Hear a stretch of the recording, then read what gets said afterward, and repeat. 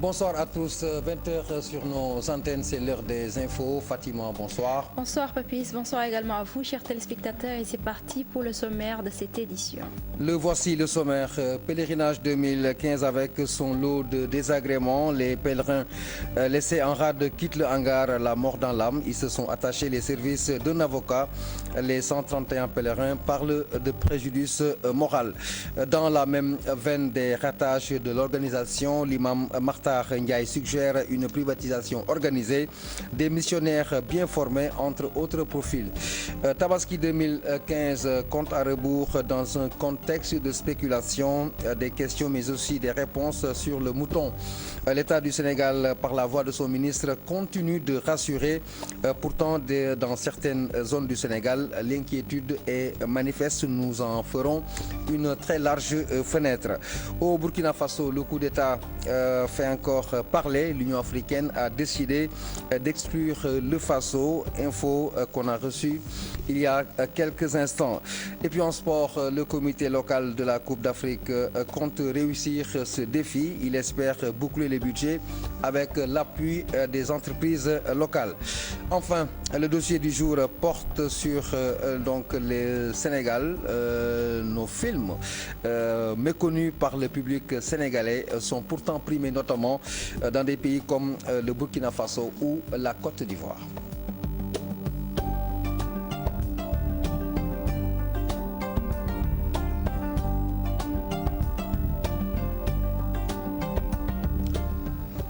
Bonsoir à tous. Les 131 pèlerins laissés en rade au hangar de l'aéroport sont rentrés aujourd'hui, la mort dans l'âme avec le soutien désormais d'un avocat. Exactement Papis, conscients qu'ils ne pourront plus rallier les lieux saints de l'islam, ils disent accepter la volonté divine. Ces pèlerins sont rentrés chez vous, comme vous l'avez dit, déplorant ainsi le mutisme des autorités étatiques. Al-Hassan Bah, Thierno Laurent Mendy. Difficile pour Moussa Touré de sortir un mot de sa bouche. Déception, angoisse, impossible de qualifier le ressentiment de ces pèlerins. Après concertation, il se confie. Nous avons répertorié pour la liste du gouvernement des pèlerins laissés en rade un nombre de 62 pèlerins. Et nous avons répertorié, alors pour le privé, 69 pèlerins laissés en rade. Les gens nous disent qu'il ne faut pas rentrer chez eux. Moi, ce n'est pas le cas. Moi, j'habite à Dakar. Je peux rentrer chez moi. Mais d'autres disent qu'ils ne veulent pas rentrer chez eux, qu'ils ne peuvent même pas rentrer chez eux. C'est imaginable.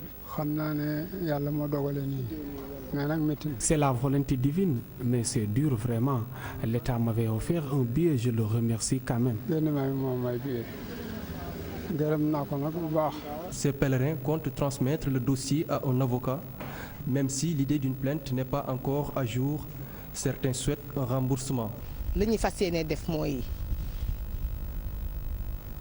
Attendez, il faut que l'État et les privés nous payent. Hein? Nous nous sommes dit que ces dossiers comme ça, nous, on ne peut pas les traiter. Parce qu'on va se séparer tout de suite. On va donner ce dossier à un avocat. Nous, on s'en arrête à là. Maintenant, l'avocat va décider s'il va porter plainte ou non. Autre chose, ces Oudjadj laissés en rade dénoncent le mutisme total des autorités durant tout leur calvaire. Non, on ne voit pas d'autorité. On ne voit pas d'autorité, malheureusement. Maintenant, il appartenait certainement au ministre de l'Intérieur même. Oui, le ministre de l'Intérieur qui devait venir voir ce qui se passe. C'est le ministre de l'Intérieur quand même. Ou bien le ministre des Affaires étrangères, au moins accompagné.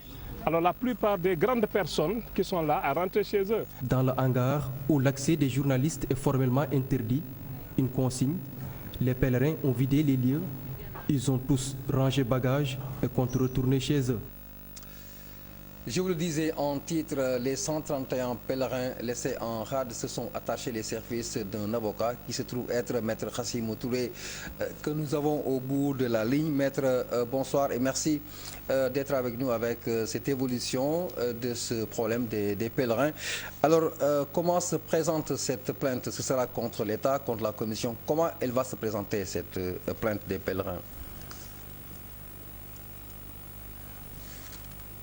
Maître. Alors, Alors, nous n'avons pas pu joindre malheureusement Maître Khassimou Touré. Nous reviendrons sur ces éclairages attendus. Je rappelle qu'il a été donc engagé par les pèlerins pour se plaindre devant les tribunaux après ces désagréments subis Fatima.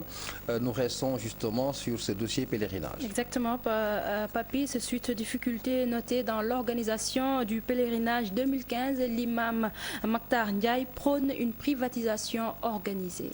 Une privatisation organisée. Il parle également de missionnaires, vous l'avez dit, bien formés, entre autres suggestions, avec une rigueur dans la gestion sur l'aspect médical. Il convoque également l'État à encadrer cette opération des vols.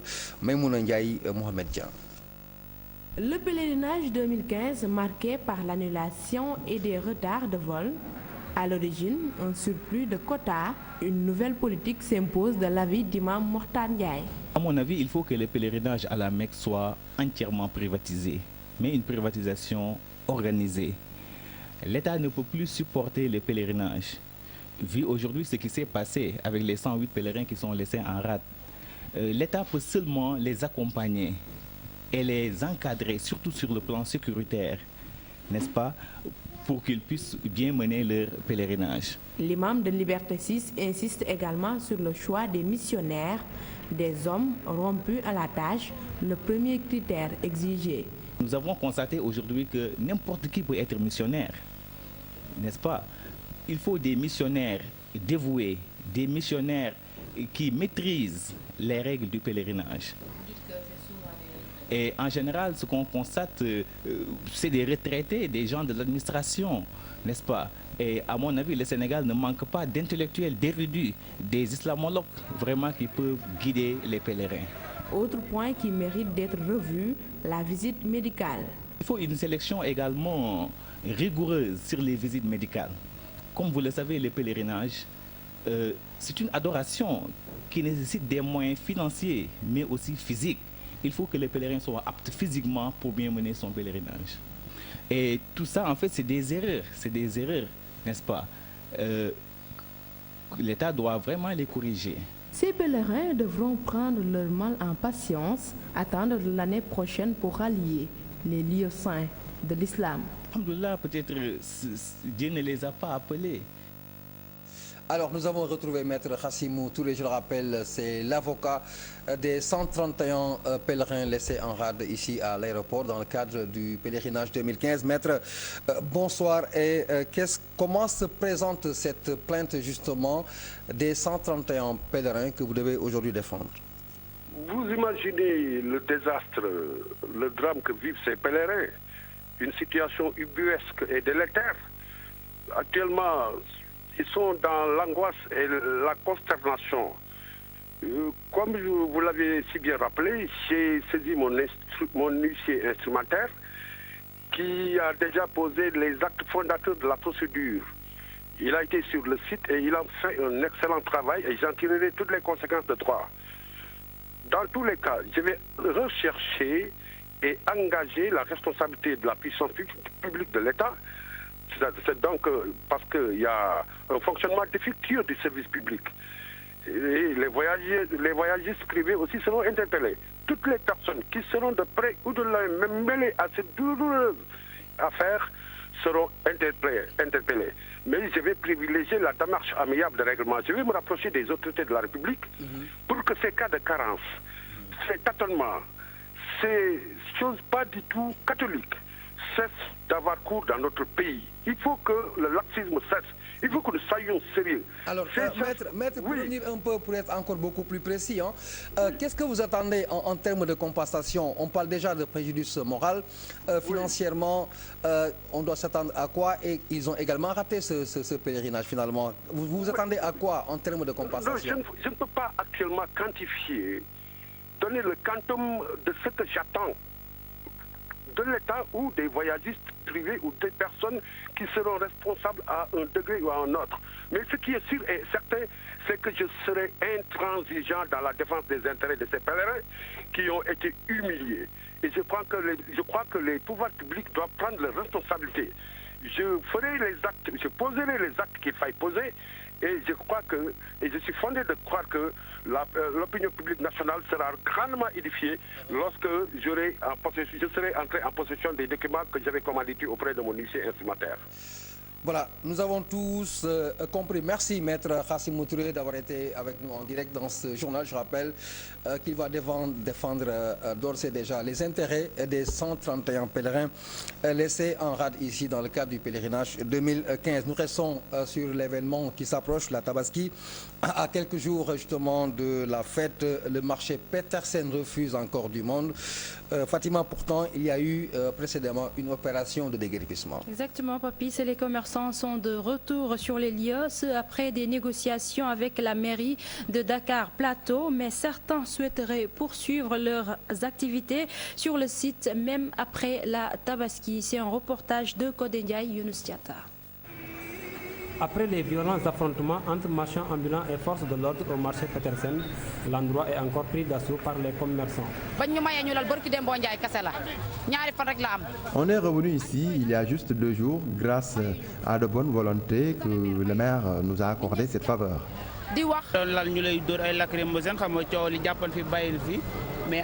C'était difficile entre policiers et marchands ambulants, mais maintenant tout est rentré dans l'ordre. Normalement, comme il le faut. Nos parents se sont investis pour demander au maire de nous laisser travailler ici. Autre argument brandi par ces marchands ambulants pour justifier le retour au marché Petersen, les besoins familiaux à l'approche de la fête de Tabaski. On n'a que la Tabaski, donc qu'ils nous permettent juste de travailler pour subvenir à nos besoins. La fête de Tabaski est une aubaine pour nous qui nous permettent de travailler afin de subvenir à nos besoins. Nous pouvons quitter ce lieu après la Tabaski, mais qu'ils nous laissent ici également, ce serait mieux.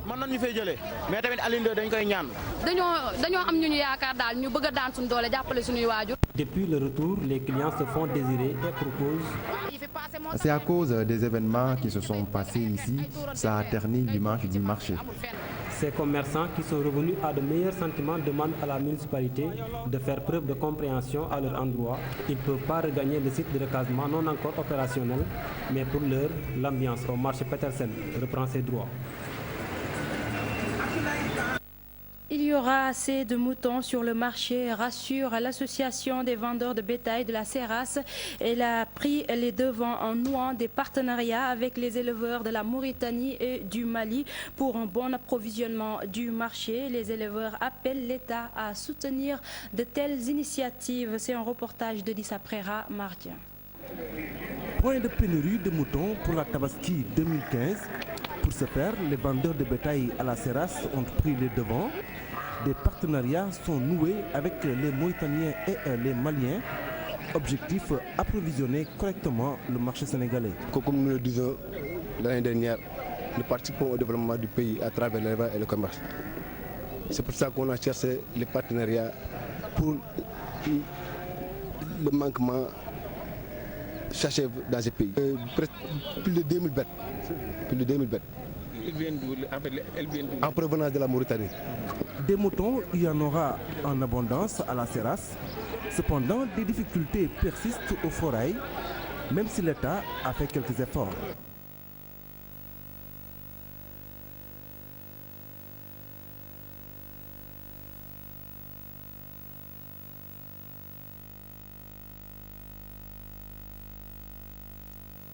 Nous restons dans le même sujet Tabaski avec le satisfecit du ministre de l'élevage, Aminata Mbengue Ndiaye, qui se dit donc heureuse d'avoir la certitude que l'approvisionnement des moutons de Tabaski sera effectif. Donc elle a fait une tournée dans le marché hebdomadaire de Dara. Nous reviendrons sur cette information dans nos prochaines éditions, Fatima. À Linguère, 20 000 moutons ont quitté le département à destination des autres localités du pays.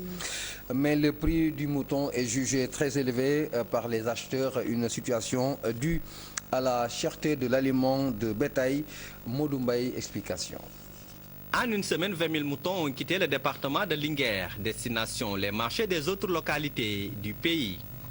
Le chef du service départemental de l'élevage en a fait l'annonce à quelques jours de la fête de la Tabaski. Ce que nous avons noté comme sorties qui sont sorties du département, en tout cas à partir des 2 points de vente, à savoir le marché hebdomadaire de Linguer et le marché hebdomadaire de Dara, ça avoisine les 11 000 têtes qui ont quitté le département pour aller en tout cas à Dakar. On note aussi quelques 850 qui sont partis, qui ont quitté le département pour aller vers la Gambie. Il y en a aussi d'autres vers d'autres directions, donc vers Thiès, vers Saint-Louis et dans la région de Diourbel et de Fatick. À Dara Djolof, même si les moutons sont nombreux, leurs prix sont jugés très élevés par les acheteurs. Actuellement, Khari sont à 90, au-delà 90, en haut 100 000, 120, 130, jusqu'à 150 000. Mais actuellement, cher. Selon les éleveurs, le manque de pâturage et la cherté de l'aliment de bétail sont à l'origine de la hausse du prix du mouton. Les prix actuellement sont en hausse parce que tout simplement, le plus grand problème c'est quoi? C'est le manque d'aliments de bétail. Donc, ce qui pose problème. Vous voyez quelqu'un qui a 200 têtes, on lui donne 4 sacs à 5 sacs d'aliments. Je crois que ça c'est insuffisant. Et quelqu'un qui n'a pas d'aliments, on lui donne de 4 à 5 sacs. À l'occasion d'un CDD consacré aux préparatifs de la Tabaski, les autorités administratives ont pris d'importantes mesures pour permettre aux éleveurs de convoyer leurs moutons sans difficulté vers les grandes villes du pays. Autre sujet à présent, 68% des enfants de l'élémentaire n'ont pas d'état civil. Ils ne peuvent pas faire l'examen dans certaines communes frontalières à la Gambie. Les populations prennent la nationalité gambienne, une situation que déplorent les autorités locales. Pour éradiquer ce problème, une rencontre a eu lieu ce jeudi à Sefa, dans la région de Sédhiou, organisée par le gouverneur de la région, la coopération internationale pour le développement des collectivités locales. Bakary Konté Salosam. 68% des enfants de l'élémentaire n'ont pas d'extrait de naissance dans la région de Sédhiou. Une situation qui les empêche même de faire l'entrée en 6e. Sur le terrain, nous avons pris comme prétexte les résultats, si vous voulez, les statistiques dans le milieu scolaire en matière. Et les résultats qui ont été collectés, les données qui ont été collectées, montrent que la situation est d'une acuité très grave. Puisque dans la région, nous avons constaté qu'il y a au moins 68% d'enfants, 68% d'élèves qui sont dans le cycle primaire, qui ne disposent pas d'acte précisément d'acte de naissance. Nous avons dit qu'il y a certes du travail qui a été fait pour l'administration des partenaires publics financiers. Je voudrais citer en cela l'exemple de la coopération extérieure qui a toujours accompagné la question de l'état civil de la région. En dépit de tout, les problèmes persistent. C'est le pire dans la commune de Djinani, située à quelques kilomètres de la Gambie. Les populations sont obligées de prendre la nationalité gambienne.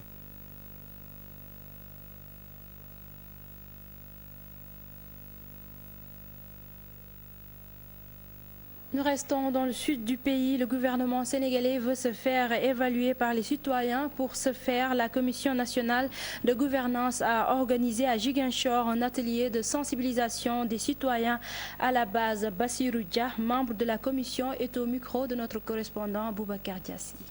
Le président de la République, dès son accession au pouvoir, a pris la ferme décision d'être évalué par ce père. C'est pourquoi il a décrété pour mettre en place la Commission nationale de gouvernance.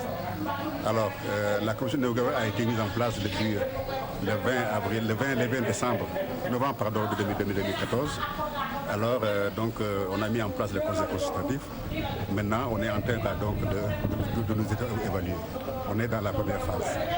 Alors, c'est pourquoi aujourd'hui, dans tous les pays, des missions sont à l'œuvre pour questionner en tout cas les populations sur l'existence, sur la manière dont ils sont gouvernés et la manière dont ils sont.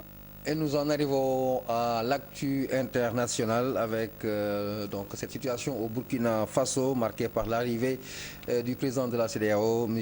Macky Sall, mais également l'Union africaine qui a décidé de suspendre le Burkina Faso de toute activité de l'organisation. Entre autres points de l'actualité, récit Daniel Diouf.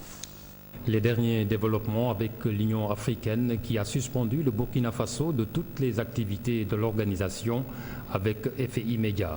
Et puis Macky Sall arrivé à Ouagadougou en sa qualité de président de la conférence des chefs d'État et de gouvernement de la CEDEAO.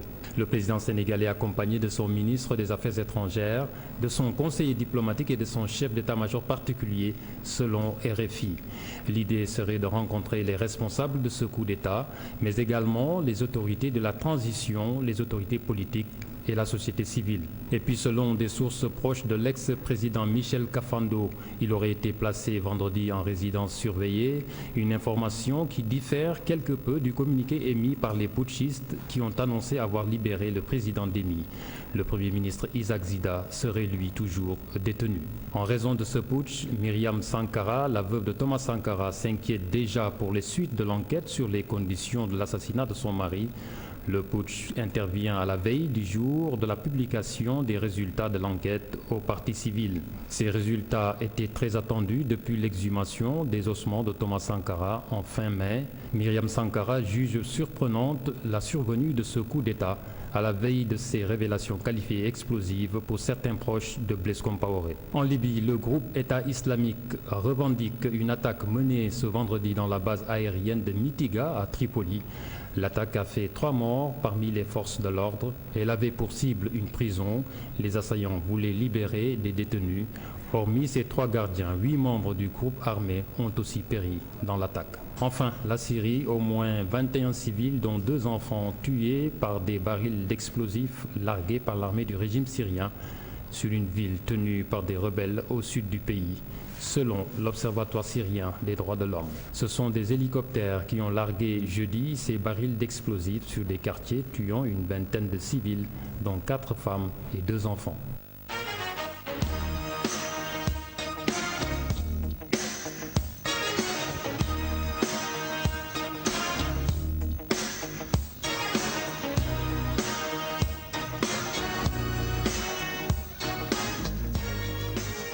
En sport, une très bonne nouvelle en football. Le Sénégal renforce son palmarès en termes de titres.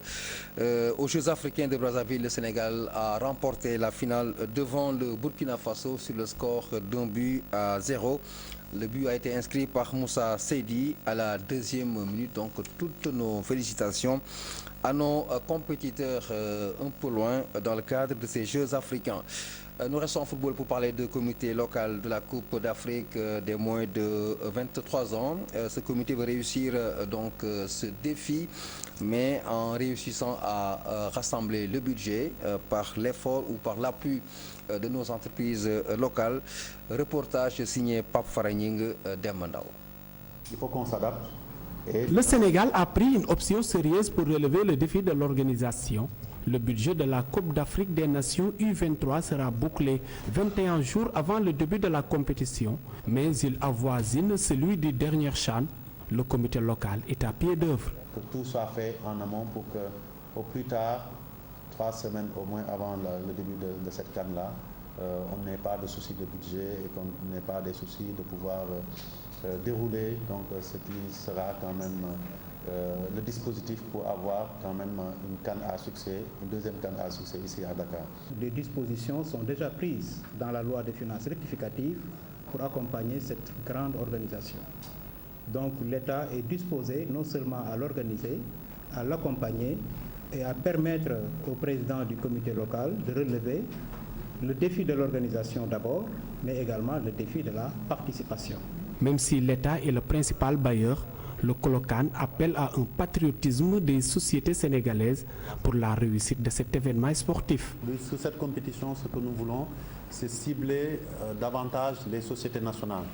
Parce que je pense que, comme je l'ai dit, il est important qu'on joue sur le ressort patriotique et sur l'engagement. Parce qu'aujourd'hui, il s'agit de faire en sorte que notre président qui s'est engagé puisse voir la réalisation de cet engagement-là sous la forme de la contribution de tous les Sénégalais. Au-delà du défi de l'organisation, le Colocan veut aussi réussir le pari sportif pour le football sénégalais.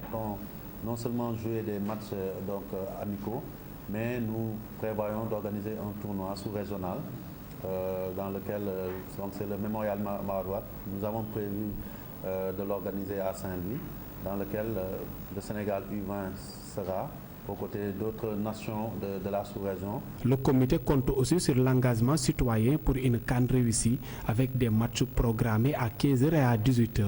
En attendant, la Confédération africaine de football va effectuer une visite de prospection du 5 au 8 octobre 2015. Pape Faragning, le président de la Fédération sénégalaise de football, dit non au morcellement du parking du stade Léopold Sédar Senghor, Augustin Senghor, envisage même la clôture de l'espace. Je vous propose de l'écouter.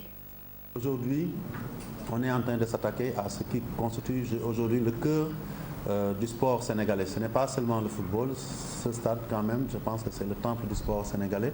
Il faudrait que les gens disent non. Si ce projet se réalise là-bas, effectivement, ça veut dire qu'on doit se poser des questions sur notre politique sportive et sur l'avenir de notre sport.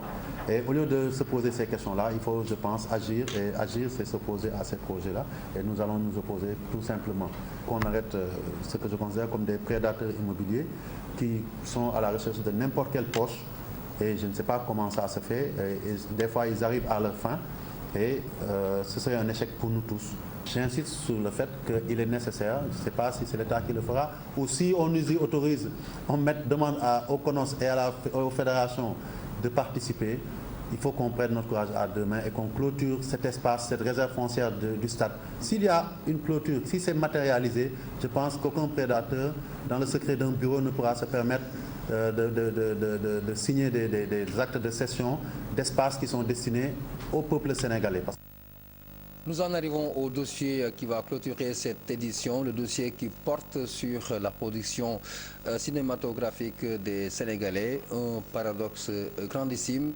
Les produits ou les réalisations, les productions sénégalaises ne sont pas connues à domicile, mais sont primées ailleurs. À l'origine de ce problème, peut-être l'absence de salles de cinéma, selon certains spécialistes.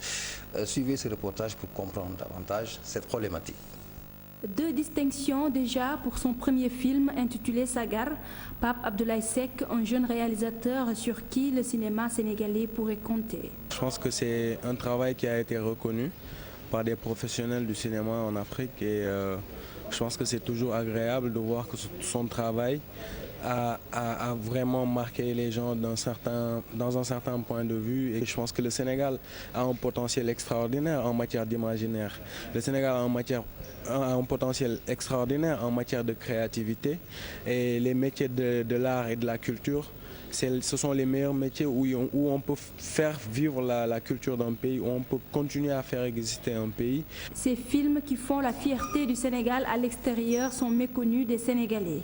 L'absence de salles de cinéma y est pour quelque chose. Il y a plein de gens qui ont fait des films qui n'ont jamais été vus. Nous avons des films africains qui n'ont jamais été vus en Afrique.